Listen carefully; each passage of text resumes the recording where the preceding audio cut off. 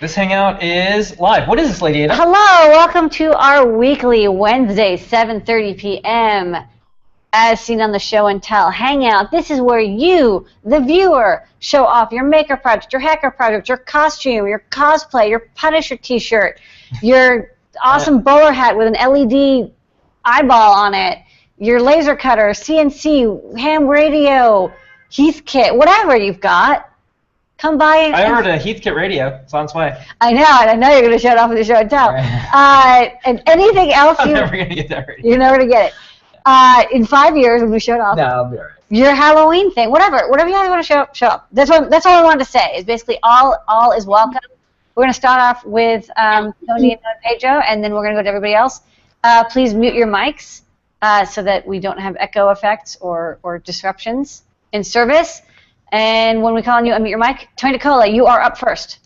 Hey, yeah, so I have a little Bluetooth low energy thing. So this is the Bluefruit LE, and I've got the latest version. I'll switch real quickly to the other camera here. Oops, let me change this. Basically, just a real simple little demo of the Bluefruit LE shield. So this is basically the shield, and I've got it connected to some NeoPixels here. And I've actually got the whole family here of the Bluefruit devices, the Bluefruit LE devices. So the USB adapter, the SPI adapter, which just connects to any Arduino, the Micro, the Flora, and then the shield is kind of the newest one. So this is pretty cool. I'll run the Bluefruit LE app real quickly. And I'll show you the control pad mode, which we've shown this a whole bunch of times, but it's amazing how easy it is to just get color data or get a button press and make an Arduino do something. And the nice thing with the shield is that it's real simple to just stick this onto an Arduino and go to town. So I've just connected to the device. I'm in the controller mode, and I'll go down to the color picker, and then I've got the color picker view here. So let's see, I'll change the brightness a little bit. Let's make this go a little bit higher. And let's go, how about like a purple color, full saturation, send it there. Ah, cool, it's nice and bright. And then change the color, maybe we'll turn the brightness down and get like a green color. So pretty amazing how easy it is, like, you know, just to do wireless communication from the phone, just using the Bluefruit LE app. This is the Android app, but there's also the iOS one. Maybe in the future a watch app potentially to control your things from your watch. So. We have an iWatch. If you have an Apple Watch, you can use it. Exactly, yeah. So. You should get an Apple Watch. That's what you're missing. That's what you're missing. True. All right, well, thanks for the quick demo. I'm going to do that demo again later for new products, but thanks for that. Awesome. And it looks like you're printing out a Pocket Pi Girl as well. Oh, yeah, exactly right. Yeah, maybe a future show and tell. So I got about half of the Pocket Pi Girl there. So. All right, well, good start. You got the Pi and the 3D printed. Okay, thanks, Tony. All right, next up, Noe and Pedro. What's up with you all? Hello, so I have a quick update to a project we did a couple months ago. This is the 5-inch sort of portable Raspberry Pi 2 using Kippa. And now it has touch support, so you can use the Kippa with touchscreen and the 5-inch touchscreen. It all works nice. The case is updated. Somebody actually asked last week on Ask Engineer if we could update it, so we did, and here it is. And that's sort of this week's quick project. The files are up on Thingiverse, and there's already a learning guide on how to update your software. That's a cute little enclosure. It is very cute. And one thing about this, this is actually coffee PLA from Protopasta. So, Raspberry Coffee Pie, something like that? Raspberry flavored coffee is quite a treat. It's very delicious. It just smells like coffee, or it looks like coffee. What's the coffee? It's actual coffee grounds mixed with PLA, and it smells. It has a hint of coffee, but you still shouldn't eat it, even though it sounds delicious. And then Pedro has something more delicious. Yeah, so Marvel announced that they're going to have the first woman-led superhero movie with the Wasp. So Phil B and Aaron are teaming up to make this like full costume, and I am in charge of making the whole helmet for that. So they're going to be doing like a lot more detail to this. They're going to be doing like all the cool little like details on it. But I did the first part of it, which you can download and print off of Thingiverse, and you can wear this guy. We put a video together, which will be out tomorrow, and we talk a little bit more about it on the show as well. Yep. And definitely check out the electronic Halloween blog posts that are on the Adafruit blog that Phil B's been putting together. Really cool stuff. Yeah, so that's this week's projects. Okay, thanks for the update. Okay, next up, want to go Aiden? Aiden, hi again. Hi. So, Welcome. yeah, so of course another soft robotics project this week. I would expect nothing less. So in the past I've shown off lots of like different types of actuators I made that have different ranges of motion, whether that's extending or bending or twisting or whatnot. Now, if you want to make a more complex like soft robot, you obviously need a wider range of motion, in other words, more actuators. So this week I kind of have a prototype for combining different actuators. So in this one I have a bending actuator and an extending actuator. So that's the extending one, as you can see right there. And then you also have the bending one. So it can bend and extend. Oh, neat. Yeah, both actuators are individually controllable. And so this is kind of a leg for a walking project that I'm actually working on. But and so it shows two concepts really, and that is of attaching two actuators together, and of a clever way of doing these kind of adapters between the tubing and the silicone. And basically what I'm doing is I'm using these kind of 3D printed molds to make basically a cap that fuses onto the end of the actuator and has a little silicone sleeving that I can insert the tubing through, tie a zip tie around, and have a very nice airtight seal. That's neat. That's really cool. I like how it looks. It does look like a leg. It's starting to look like a rhino's leg, like the animals that have like a very short and stout but sturdy column for a leg. Yeah. It's got like a knee, and it also has like a muscle extension. Yeah. Okay. Yeah. And then also the molds that I used to make it, I used this mold along with an inner core to make the extending part. This mold along with an inner core in order to make the bending part. And then this kind of alignment jig in order to fuse them together. All right. I've got, of course, you get a show and tell sticker or email us as usual. But I have one question for you. Do you look at nature when you're doing this stuff, or do you kind of start from scratch and kind of arrive there? Because I'm noticing some of your stuff, it's reminding me of like organic things that you could kind of see walk around. Yeah, so like I know some soft roboticists who heavily base their like work around nature. I don't really do that actually. I think that's just an effect of working with soft and natural materials. Yeah. Okay. No, I was just curious, like, is it a study or is it like just arriving to similar conclusions occasionally or similar like looks? Yeah, I mean, I think it's just the fact that through evolution or whatnot, nature has created some very great mechanisms. Yeah, I saw that gear. There's an insect that had a gear. Yeah. It was kind of neat. So, Interesting. Okay. yeah, look it up. It was like it was all. I think we put it on the blog. Yeah, It was like this is the first gear. So it's the insect. So maybe check that out. Like soft gears might be the next one. Ooh. Okay. All right. All right. Thanks so All right. much. Thanks, Aiden. All right. Next up. Hey, Sally. Welcome back to the show and tell. How are you? Hello, Sally. Hey guys, how are you? Good. What you got? Good to see you again. Okay. I bet it's something with glowing. Oh, you just saw some glowing. Tell. Yeah, I made what I call the soft circuit petting zoo for the New York Maker Faire. It's a bunch of soft circuits, and I used several sensors. And this one is the motion of the gesture sensor from SparkFun. This could be a little awkward, but when I move my hand across it, sometimes. What kind of sensor is it? Gesture. Oh, gesture. Yeah. There. Oh, there you go. So it changes. Oh, neat. Yeah, So you move there your were hand around? I couldn't get near to far and far to near to work. I'm not sure if it was the sketch or some other such thing, but but I also used this one. This was what was glowing. If I can get the battery connected. I used gesture. I used the sound sensor and the amplifier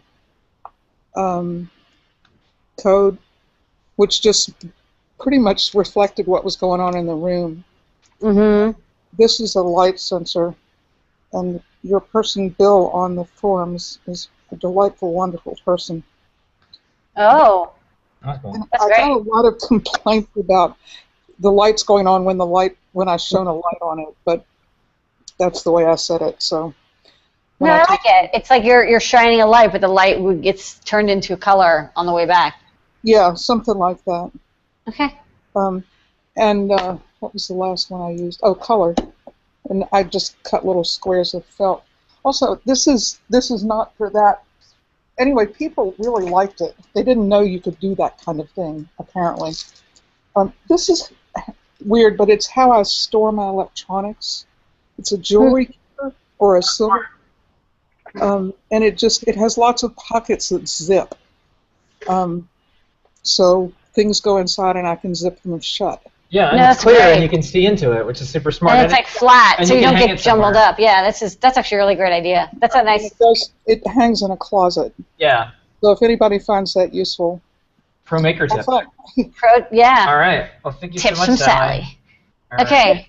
See y'all. I can talk to y'all later. Okay. Yeah, I'm totally sure. As always, email support@adafruit.com and you get an as seen on the show and tell sticker that would go nice on that flat, clear holder. That's cool. Yeah. Oh, All right. okay. Matt Jensen, the one and The only. real Matt Jensen, not. The one and only. All right, Matt, what do you got? What's going on? You can hear me, right? Yep. Yeah. Oh, finally. Okay, so everybody else was apparently smarter to have a better project. This was really just sort of a hodgepodge solution, as I can't really get anything proper since I'm unemployed right now. But really, this is just a Atmel 328P. It's hooked up to a relay, so it'll shut off a hacked power supply I keep forgetting to turn off at night. And I'm eventually going to get it to just be available to an app on my phone or something, so that I can turn it off without having to get up. All right. That sounds like a good project. Yeah. You could use our Bluetooth low energy module or some other one, and then use the app, and you basically use the button. Well, yeah, I tried using the ESP8266, but the one I got from the local shop here apparently draws way too much current for what I'm currently doing for some reason. I think there's a short somewhere in it, so I think I'll have to do the Bluetooth way. All right. Yeah, Bluetooth low energy is low energy. It even has it in the name. Okay, well, we can send you an as seen on the show and tell sticker you can put on the back of your circuit board, and of course, come back after you finish the next step. We'd like to see an I want update to check it out. on whether you choose Bluetooth or Wi-Fi, and you can tell us which one. All right. You're my favorite Matt Jensen, just so everybody's clear. I know there's one out there. President of the Matt Jensen just so fan everyone's club. clear, so you got that going on for you. All All right. Thanks. Yeah, no problem. All right. Okay. Next up, Marcel. How's it going? Marcel. Hey, Marcel. Hey, hi there. Hello. We can hear you. How are you doing? Hey. I'm fine, thanks. Hi. So I wanted to show this project. This is Ooh. Class D amplifier based on the MX 9744. So I made an enclosure for it. Here's the volume control, which is a rotary encoder. It has a LCD display for showing the attenuation. Mm-hmm. So I don't know if you can see it, but so on this printed circuit board, there is the breakout board for the MX 9744. And also the microcontroller, it's Atmega 328 for the I2C volume control. Okay. So it's all on one printed circuit board, and like that you can easily insert it in the acrylic tube. And so these connectors, they are pointing downwards. I made it like that because this thing is quite light. So if you put all these heavy audio connectors in it, it would topple over. And this way it stands really stable on your table. That's a great amplifier. It's compact. I can, yeah, it's compact, it's light, and well, I can turn it on. So I made several lighting modes, just for fun.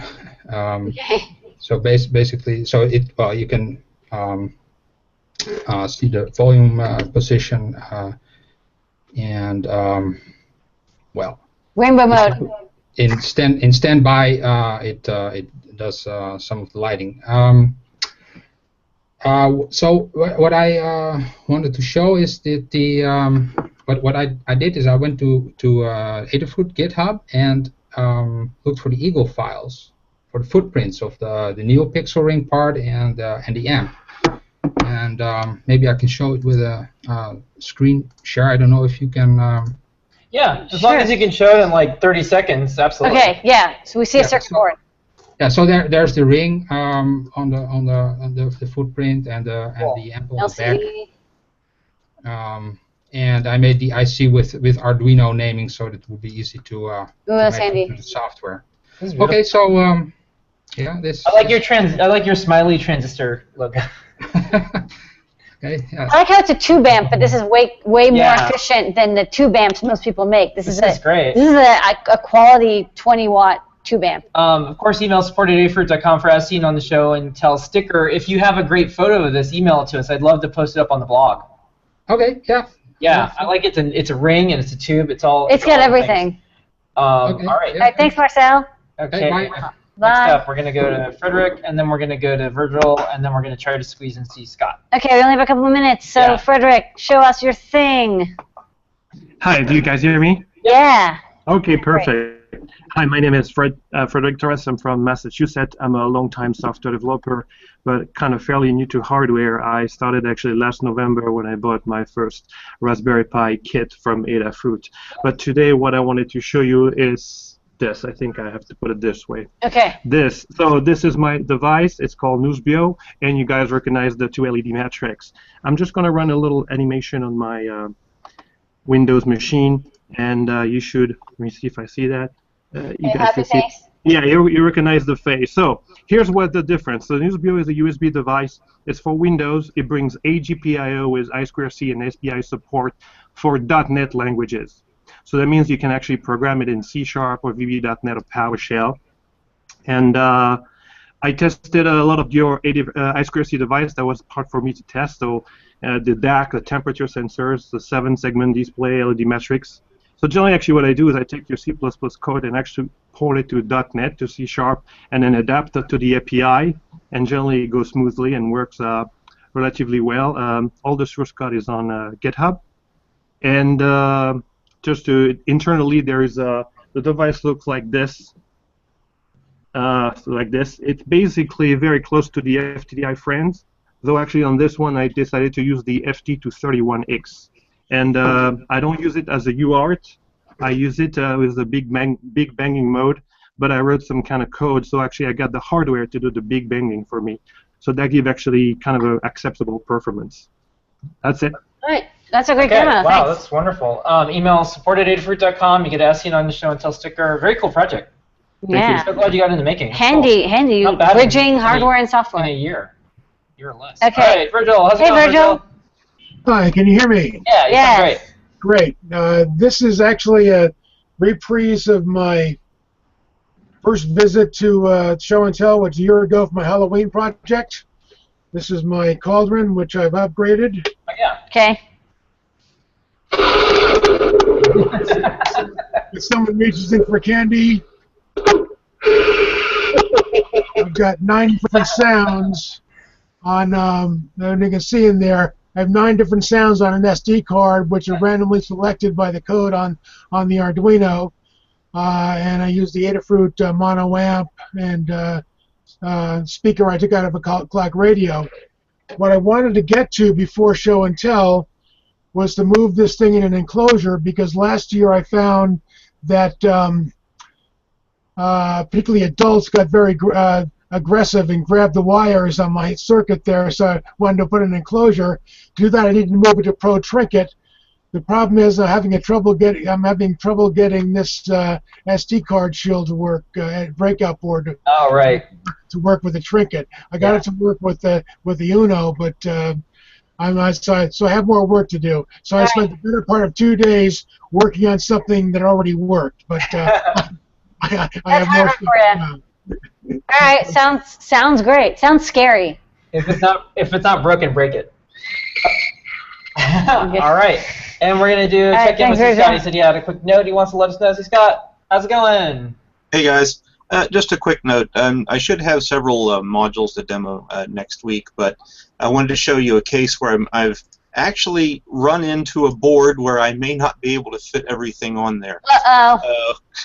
Now, without going to surface now, your surface mount's easy, but I'll report back on this one as well. But I've assembled my MIDI CV unit, and and it runs, and I am waiting on seed delivery, like half a dozen different board layouts, so I can build the power supply does not suck and install it in the cabinet, and generally just get some stuff running for you guys so you can see what my overall vision for this low cost but relatively high quality machine is going to be.